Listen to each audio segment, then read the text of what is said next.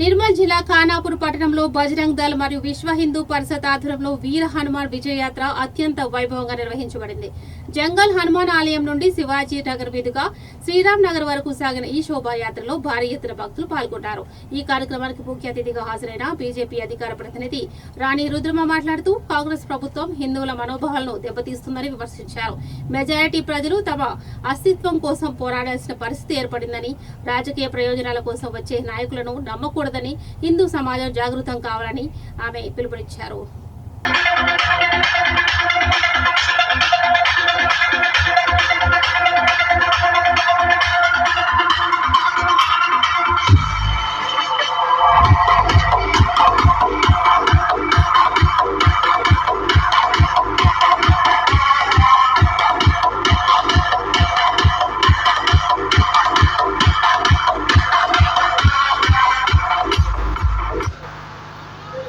భారతదేశంలో మెజారిటీగా ఉన్నటువంటి హిందువులు మైనారిటీగా లెక్క మన మతాన్ని కాపాడుకోవడానికి మనం ప్రయత్నించడం అనేటువంటిది ఇవాళ ఎంతటి బాధాకరమైనటువంటి విషయమో మీరు ఒక్కసారి ఆలోచన చేయాలి.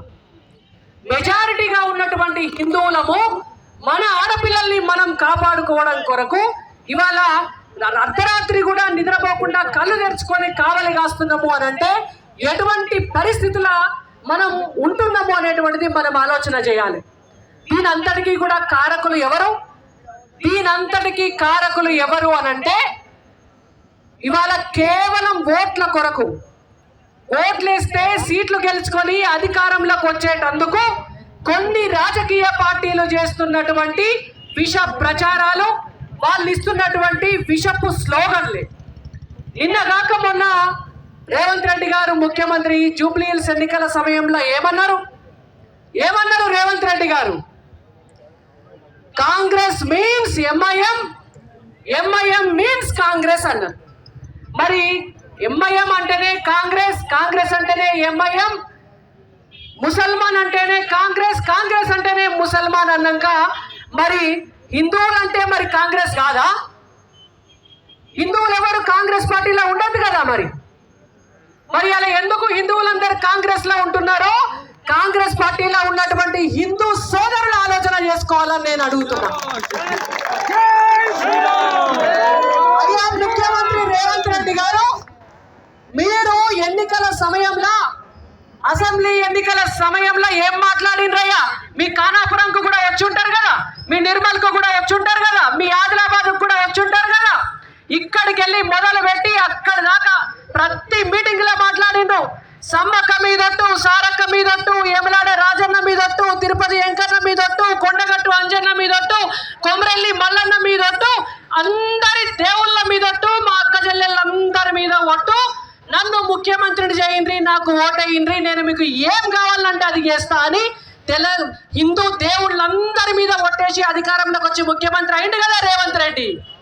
మరి అలా మేము రేవంత్ రెడ్డి గారిని అడుగుతున్నాం ఏంటంటే, అయ్యా ముఖ్యమంత్రి రేవంత్ రెడ్డి గారు, మీరు కాంగ్రెస్ అంటే ముసల్మాను, ముసల్మాన్ అంటే కాంగ్రెస్ అని చెప్పినటువంటి మీరు మరి ఎన్నికల సమయంలో మా హిందూ దేవుళ్ళ మీద ఎందుకు ఒట్టేసిండ్రు అని మేము అడుగుతున్నాం.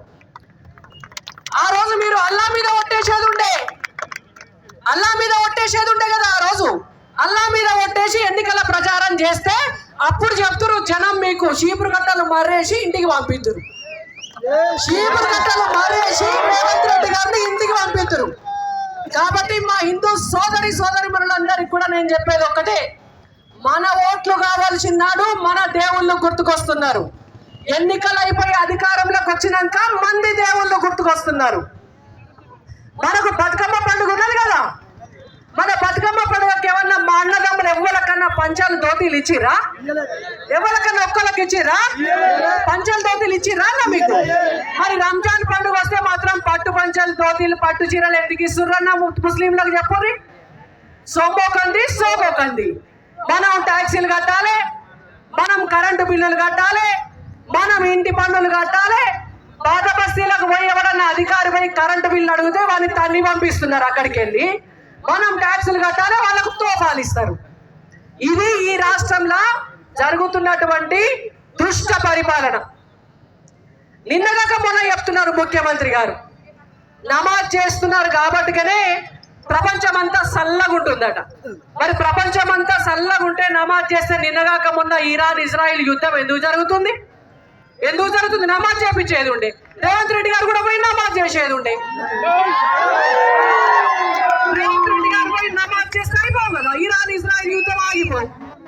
ఎందుకంటే ఒక ఆయన ఉండే కదా, షర్మిలక్క వాళ్ళ ఆయన, వైఎస్ రాజశేఖర రెడ్డి గారు అల్లుడు అనిల్ గారు చెప్తుండే, నేను ప్రేయర్ చేస్తే వాన ఆగిపోతుందని.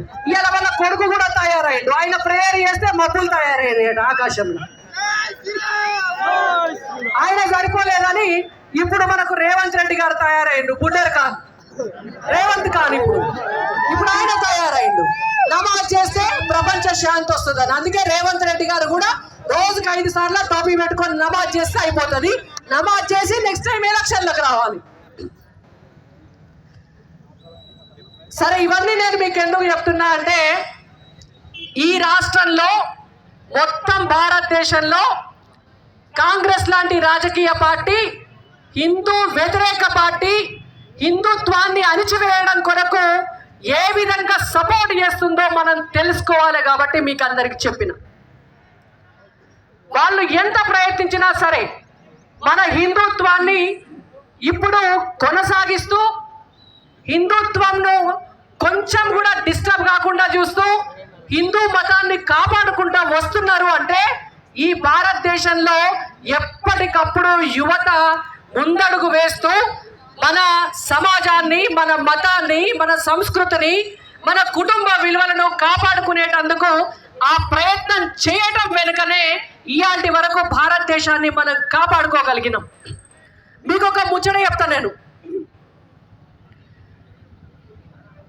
మనం ఇప్పుడు యుద్ధం అవుతున్నటువంటి ఇరాన్ తెలుసు కదా మీకు.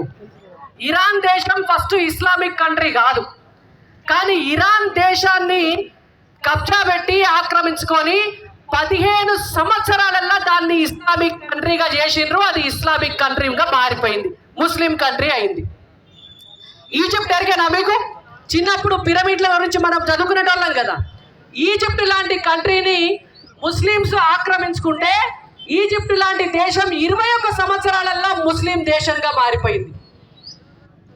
ఆ తర్వాత యూరప్ ను క్రిస్టియన్స్ ఆక్రమించుకొని 50 సంవత్సరాలలో మొత్తం యూరప్ దేశాన్ని క్రిస్టియన్ దేశంగా మార్చి పాడేసింది.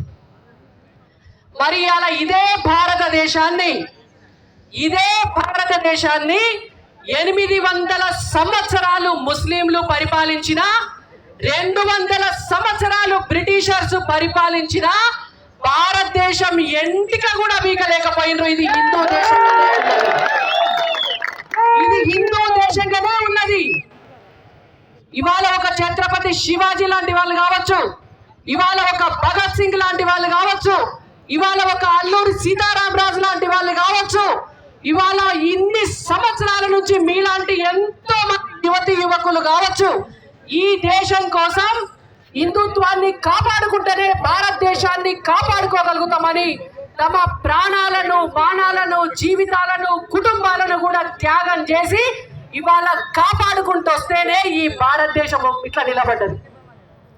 మొన్నటి దాకా ఉన్నటువంటి బ్రిటిషర్లు కూడా ఎక్కడికి ఏమనుకున్నారు? వీళ్ళను సంపునే మాటింటారు, వీళ్లకు పైసలు ఇస్తే మాటింటారు, వీళ్ళను దోపిడీ చేస్తే మాటింటారు, ఈ దేశాన్ని ఆక్రమించుకోవచ్చు అనుకున్నారు. కానీ వాళ్ళ శాతనైందా? ఏం చేసినా వీళ్ళ దేశాన్ని ఏమీ చేయలేమని ఆఖరికి పీచే 3 తోక జాడించుకొని వెళ్ళిపోయారు వెనుకకు. సో అటువంటి భారతదేశంలో ఇవాళ మనం ఉన్నాం. మన తాతలు, మన అమ్మలు, మన తండ్రులు, మన పెద్దలు మనకి ఇచ్చినటువంటి మన వేదాలు కావచ్చు, మన ఉపనిషత్తులు కావచ్చు, మన చరిత్ర కావచ్చు, మన సంస్కృతి కావచ్చు, మధ్యలో ఈ కాంగ్రెస్ పార్టీ వాళ్ళు తీసుకొచ్చినటువంటి చరిత్ర కాదు. అసలు చరిత్ర చదువుకుంటే ఇవాళ మనకు నిజాలు తెలుస్తాయి. ఇవాళ ఈ దేశం ఇట్లా నిలబడ్డది అని అంటే దానంతటికీ కూడా అదే కారణం అనేటువంటి విషయాన్ని మీరు గుర్తుపెట్టుకోవాలి. నిర్మల్ జిల్లా ఖానాపూర్ మండల ప్రజలకు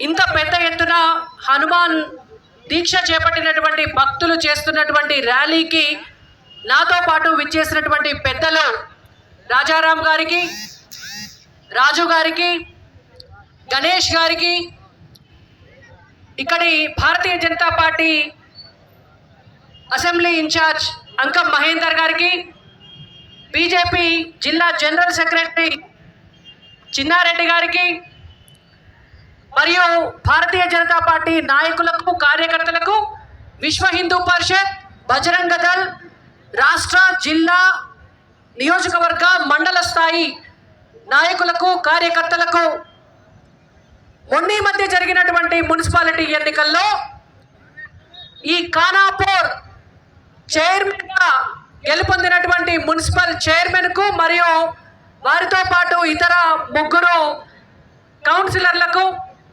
మిగిలినటువంటి పోటీ చేసినటువంటి వాళ్ళకి అందరికీ కూడా పేరు పేరున నమస్కారం.